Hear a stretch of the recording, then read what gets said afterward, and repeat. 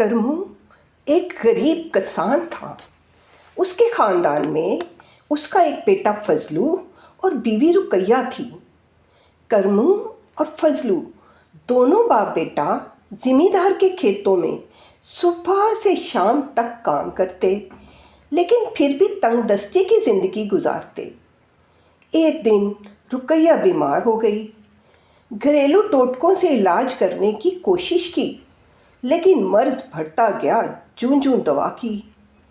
جب بیماری میں افاقہ نہ ہوا تو کرمو گاؤں کے حکیم کے پاس گیا۔ حکیم نے رقیہ کی نبض چیک کی، آنکھیں دیکھ کر بیماری کا اندازہ لگایا اور کہا، اس بیماری کا علاج مہنگا ہے، اگر تم 5,000 روپوں کا بندوبست کر لو تو میں دوا تیار کر دوں گا۔ گھر میں تو پھوٹی کوڑی نہ تھی۔ کرمو بہت پریشان ہوا۔ آخر گاؤں کے ساہوکار کے پاس گیا اور اس سے 5,000 روپے ادھار لیے اور رقیہ کے لیے دوائی بنوائی۔ رقیہ کچھ دن میں صحت یاب ہو گئی تو ساہوکار نے بھی رقم کا تقاضا شروع کر دیا۔ روز وہ کرمو کے پاس آتا اور اسے برا بھلا کہتا۔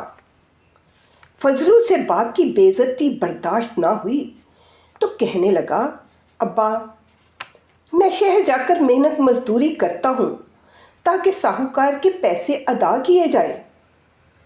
باپ کا دل تو نہیں چاہا کہ اکلوتے بیٹے کو شہر بھیجے، لیکن گھر کے حالات دیکھتے ہوئے اجازت دے دی۔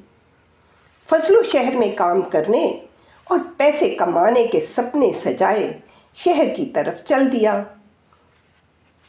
راستے میں اس نے ایک بڑھیا دیکھی جو لکڑیاں اکٹھی کر رہی تھی۔ فضلو نے فوراً لکڑیاں اکٹھی کرنے میں بڑھیا کی مدد کی اور ایک گٹھا بنا دیا اور پوچھنے لگا، آپ کا گھر کہاں ہے؟ میں چھوڑ دیتا ہوں گھر لکڑیاں۔ بڑھیا یہ دیکھ کر مسکرائی اور فوراً ایک خوبصورت پری میں تبدیل ہو گئی اور کہنے لگی، میں پرستان سے آئی ہوں اور بھیس بدل کر نیک اور رحم دل لوگوں کی تلاش کرتی ہوں اور ان کی مدد کرتی ہوں۔ تم اپنے بارے بتاؤ۔ فضلو نے اپنے گھر کے حالات بتائے تو پری نے اسے ایک گدھا دیا اور کہا، تم اس کا کان مروڑو گے تو اس کے منہ سے پیسے نکلیں گے۔ فضلو نے گدھے کو لیا اور گھر کی طرف چل دیا۔ جاتے ہوئے رات ہو گئی تو اس نے سوچا رات سرائے میں گزارنی چاہیے۔ یہ سوچ کر وہ ایک سرائے میں گیا۔ پیسے تو اس کے پاس تھے نہیں۔ اس نے گدھے کا کان مروڑا اور گدھے سے پیسے نکلنے لگے۔ فضلو نے پیسے سرائے کے مالک کو دیے، کھانا کھایا اور سونے کے لیے لیٹ گیا۔ سرائے کا مالک یہ سب کچھ دیکھ رہا تھا۔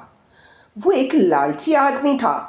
اس نے گدھے کو چرانے کا سوچا اور فضلو کے سونے کا انتظار کرنے لگا۔ جیسے ہی فضلو سو گیا، اس نے گدھے کو کھولا اور لے گیا۔ اس کی جگہ ایک عام گدھا لا کر باندھ دیا۔ فضلو صبح اٹھا، گدھے کو لیا اور خوشی خوشی گھر کی طرف چل دیا۔ گھر پہنچ کر باپ سے بولا، ابا، اب ہمارے دن پھر گئے ہیں، ہمیں پیسوں کی کوئی کمی نہ رہے گی، ساہوکار کی رقم بھی ادا کر دیں گے۔ یہ کہہ کر اس نے گدھے کا کان مروڑا تو کوئی پھوٹی کوڑی بھی نہ نکلی۔ اس نے ذرا زور سے کان مروڑا تو گدھے نے دو لتی ماری اور بھاگ گیا۔ باپ نے فضلو کو سمجھایا، پتر، ان جادوئی چیزوں کا خیال چھوڑ دے اور جا کر دھیان سے محنت مزدوری کر۔ خیر، فضلو مایوس اور پریشان شہر کی طرف چل دیا۔ راستے میں اسے وہی پری ملی تو پوچھنے لگی، اے نیک انسان، تم اس پریشان حال میں کہاں جا رہے ہو؟ فضلو نے سارا ماجرا بیان کیا تو پری سمجھ گئی کہ ساری شرارت سرائے کے مالک کی ہے۔